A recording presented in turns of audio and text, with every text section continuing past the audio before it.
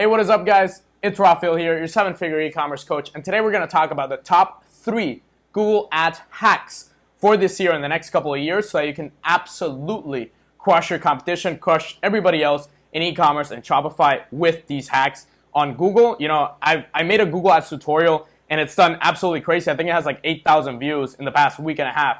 So I know that you guys love Google Ads, so I'm going to keep making Google Ads videos. If you like these videos, please give me a thumbs up in the section below. And if you like a free training on how to make $10 for every dollar that you spend combining Google Ads, Facebook Ads, and Instagram, it's the first link in the description. Google Ads hacks, let's go to my computer and find out. All right, so now that you're here on my computer, these are the 3 things that I'm gonna talk about essentially in this video. I'm gonna go in depth, in detail into each and every one of them, but this is essentially the overarching strategy. So add specific keywords to the product tag section on Shopify. Exactly what does that mean, right? When you start off a new Google Shopping campaign, you're gonna see that a lot of products are gonna pop up for searches, right? This is what I talked about in the Google Ads tutorial. These products are gonna start popping up depending on what people search for on Google. If someone searches for, in this case, a cheap jacket for little girls, this is the product that's gonna pop up. But how do you make sure that your product pops up, and for what specific keywords do your products pop up? How do you make sure that happens? You put them in the tag section. I always talk about putting them down below in the SEO section, but I've seen that, well, me and my students' results have seen that in the tag section actually works a lot better. If you want to find keywords for your products, I always recommend the software called Keyword Finder. What you can do in there is essentially, the type of product that you have. Let's say it's a jacket for girls or a rain jacket in this case, and then you put find keywords. It'll tell you different variations of that specific keyword that you can use in your tag. So for example, in this case, I have rain jacket, and then I would have, women's rain jacket, raincoat, waterproof jacket. Then I have lightweight rain jacket, long rain jacket. For example, I didn't even know that these were searches, and there's 1,000, 2,000, 10,000 people searching for these things. Now, what do? Is I take these specific keywords and then I put them in the tag section of my product. And now add it, and boom, you can add up to, I think it's 30 or 50 tags. I really don't add more than 20 or 25.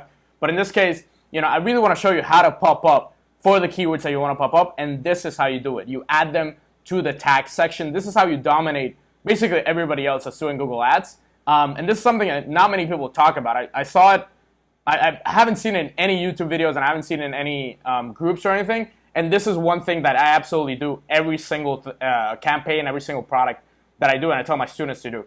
So this is definitely a huge, huge game changer for me and just in Google Ads in general. Add the keywords that you want to pop up for, and after you look for them in Keyword Finder and you see exactly, okay, this is what people are searching for. This is what has high volume, maybe even low CPC. So what you can do is even sort by CPC and then go to the lowest one. So raincoat, best waterproof jacket. What you'll do is, obviously if you're doing a waterproof jacket, in this case I'm doing just a rain jacket for girls, waterproof jacket, boom, you put it in here and then you add it. Right, so that's essentially how you do this is, and how you beat, those high CPCs on Google, because a lot of you guys are telling me, I want to do Google, but CPCs are too high or costs are too high. Well, this is how you beat that. You go on the tag section of your product page, you check on Keyword Finder which are the cheapest CPCs, and then you add them to the tag section so that they pop up for that, and then you'll have a cheaper CPC through Google Shopping, right? This is the first hack. Now the second hack is about scaling. How do you scale? And there are different ways. I was gonna divide these in a couple of sections, but I just talk about them right now here. What you can do, essentially in the campaign section, you can scale horizontally. So when scaling a campaign vertically, which means going from like $5, $10, $20, $50, etc., you kind of start to lose performance on Google. This happens a lot. Some campaigns, when you get to the point where you're like $50 to $100 a day, they kind of start losing performance slowly. How you beat that and how you scale is you start testing different bidding strategies. So you'll do maximize clicks with a maximum CPC bid limit. Then you'll do enhanced CPC. Then you'll do manual CPC. And then help increase conversions with enhanced CPC. You can untick that since you already chose a campaign of enhanced CPC. So just through these 4, let's say you have a campaign at $20 a day, you want to scale it to like 100, just by putting these four, now you're at 80, right? $20 per campaign, $80 a day for these four campaigns. So this the first way that I scale. The second way that I scale is by using placements. And by placements, obviously I mean doing mobile, desktop, and tablet. And I essentially scale those three. I have the exact same campaign per device. And what you'll see sometimes is that for some products or from some stores, mobile tends to do a lot better than desktop. For other niches, desktop tends to do a lot better than mobile. So you'll find these by just dividing them into different types of campaigns. So yeah, that's the second way to scale, is by placements. The third way to scale is by countries. So what you'll do is, let me go down here, and then essentially you're gonna divide those locations up. In Facebook, sometimes I tell you guys to combine the four main countries: US, UK, Canada, and Australia. But what you can do on Google is basically divide those campaigns per specific country. So you'll have one campaign doing UK, and then you'll take that out, and then do one campaign for United States. And then, the next one you'll take that out, and then you'll do one campaign for Australia. And then the same thing, you can do it for, when you're expanding internationally. What I recommend for expanding, higher than those for English-speaking countries is combining different countries and different regions of the world. So what you'll do is, instead of doing just France or just Germany or just Italy, in Europe, for example, you would do 5 or more of those countries. So you will do Germany, Italy, France, Sweden, Norway, all together.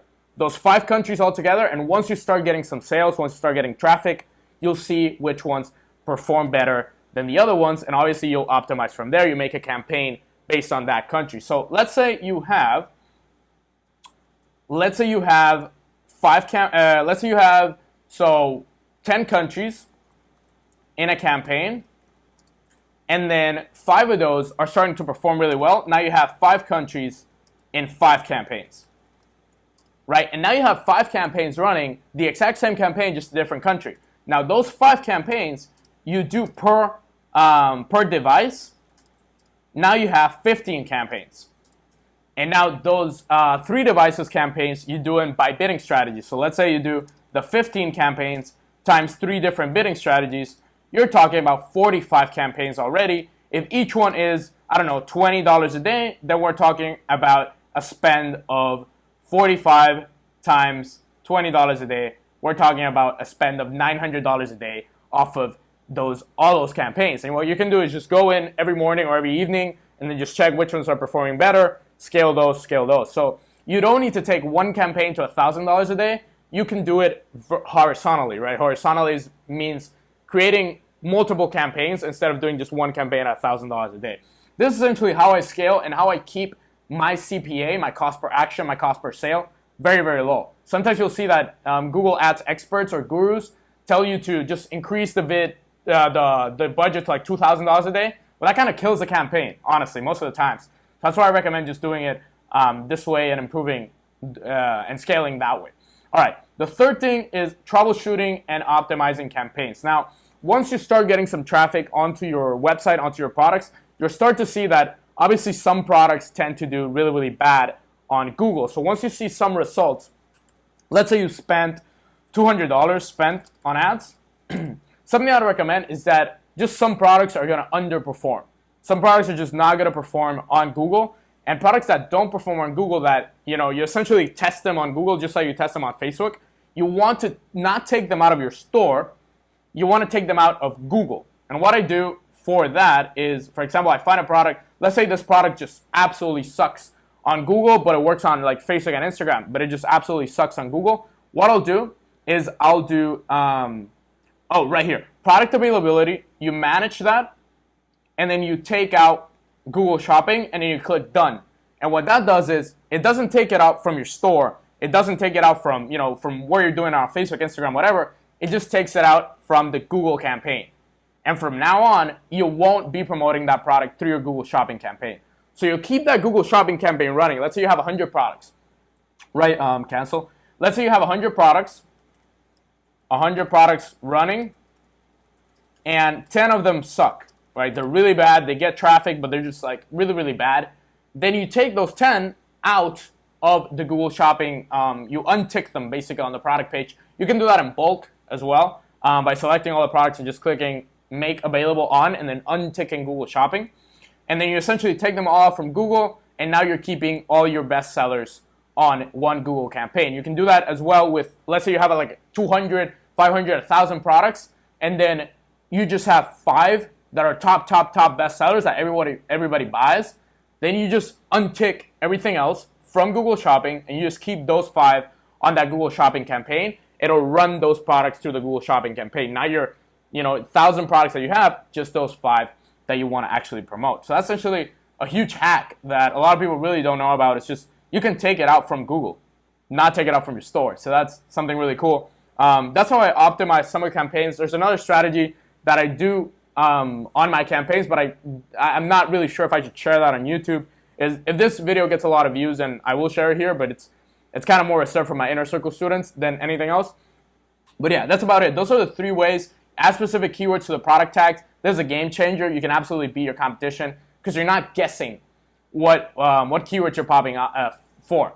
You're actually choosing the keywords by CPC, by competition, by how many people are searching for them. So you're doing it very scientifically, and then you're scaling horizontally, so you're not wasting money, and you're essentially keeping that cost per action very, very low.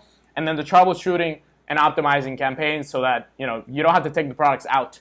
You can still promote them on other sources, but on Google, you essentially keep that campaign pure and fresh without those underperforming products. That's about it for today, guys. 3 Google hacks for 2019, or for years to come. If you like this video, please give me a thumbs up below, subscribe to this channel, and in the first link in the description, in the resources section, I have a training, absolutely free training, 10-minute training that shows you the exact strategy that me and my students use to make more than $50,000 to $100,000 every single month by combining Google, Facebook, and Instagram. It's not just Facebook anymore. It's not just AliExpress and Facebook, that magic little pill that everybody is trying to sell you on. It's combining them all and beating your competition through that. It's not an hour-long webinar. It's a 10-minute training. I'm not going to pitch you anything, and then I have a free surprise at the end. It's completely for free. It's all for free. I'm not going to pitch you a product. I'm not going to pitch you a course on this on that training. So don't worry about that. It's not a webinar. It's not fake. It's all real information with real testimonials. Thank you for watching this video. Check out the other videos here on the channel. If you like this one, you'll definitely like the other ones. There's going to be a suggested one called Google Ads at the end of this video, or in the corner, I don't know, one of those two corners. There's an eye, a little eye. And if you click that, you'll see the Google Ads video. So check that out. Thank you for watching. I will see you in the next one.